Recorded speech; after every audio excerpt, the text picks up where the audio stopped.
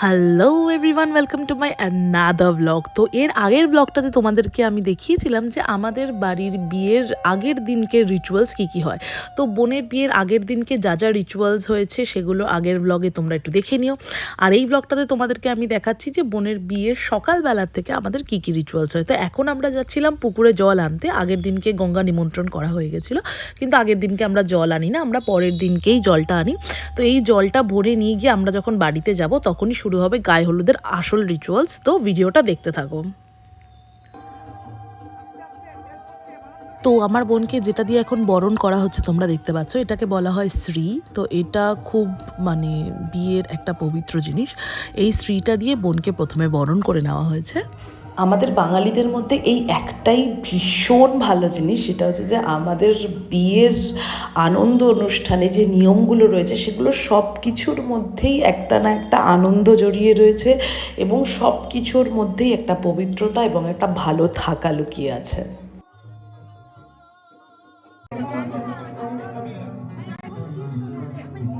শ্রী দিয়ে বরণ করার পর এখানে এই যে হাঁড়িটা দেখতে পাচ্ছ, হাঁড়ির মধ্যে একটা প্রদীপ আছে, যে প্রদীপের তাপ দেওয়া হচ্ছে। এটাও বরণের একটা পার্ট বলতে পারো।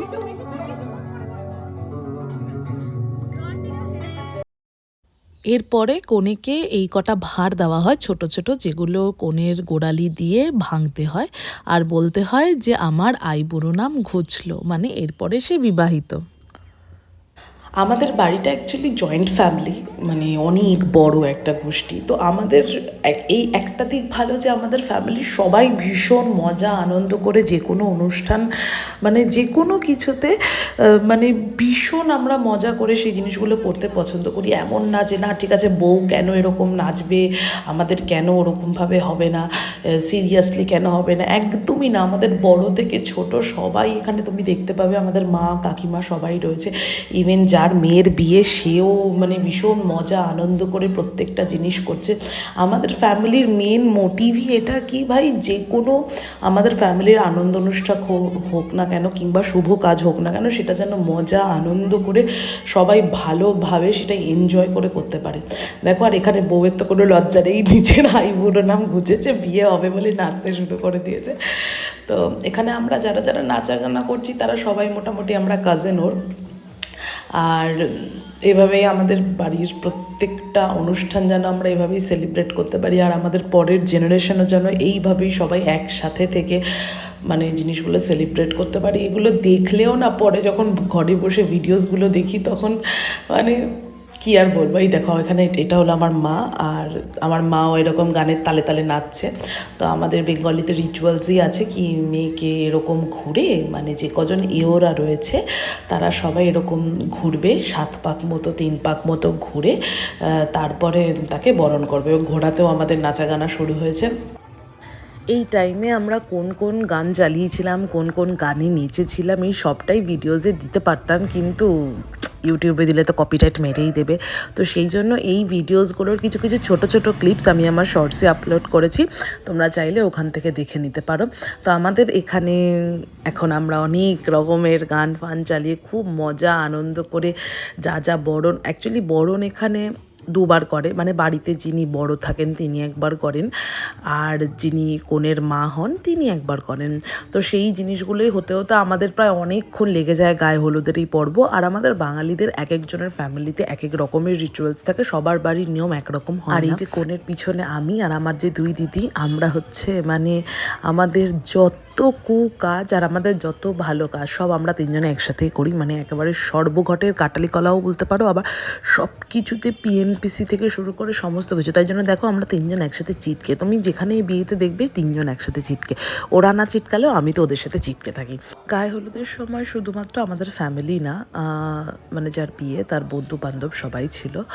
আর আমরা তো এখানে একটা যেটা হচ্ছে ওর সাথে, সেটা হচ্ছে যে ওর হাতে একটা তাগা মতো বাঁধা হয়, যে তাগাটা ছেলের হাতেও থাকবে। সেই তাগাটা এসে অষ্টমঙ্গলার দিনকে এসে তারা সেটা ওই জোড় ভাঙা সামথিং বলে, ওইটা সেদিনকে ওই তাগাটা খোলা হয়।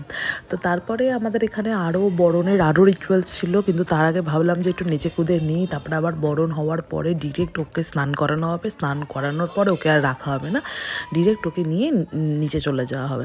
তাই জন্য আমরা বললাম ঠিক আছে আমরা একটু নেচে কুদে নিই। তো এখানে তো গান টান কিছুই শুনতে পাচ্ছ না, কারণ কপিরাইট মেরে দেবে বলে।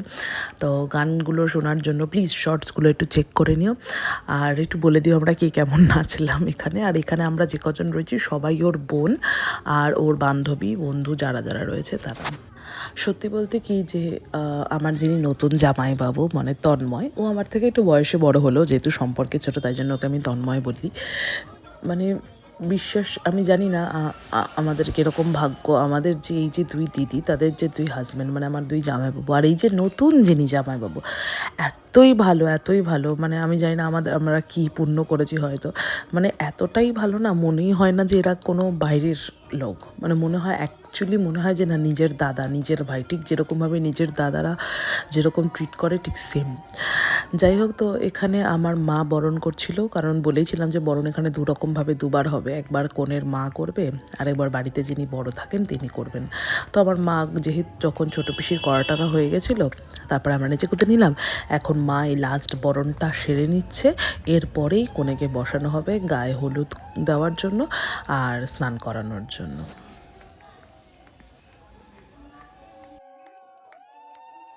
আর সব বরণ কমপ্লিট হয়ে যাওয়ার পরে যে জলটা আমরা পুকুর দিয়ে তুলে নিয়ে এসেছিলাম সেই জল দিয়ে কনেকে স্নান করিয়ে মুখ ঢেকে তাকে ঘরে নিয়ে যাওয়া হয়। তা আজকের ভিডিওটা এখানেই, দেখা হচ্ছে তোমাদের সাথে পরের ভিডিওতে, ততদিনের জন্য বাই।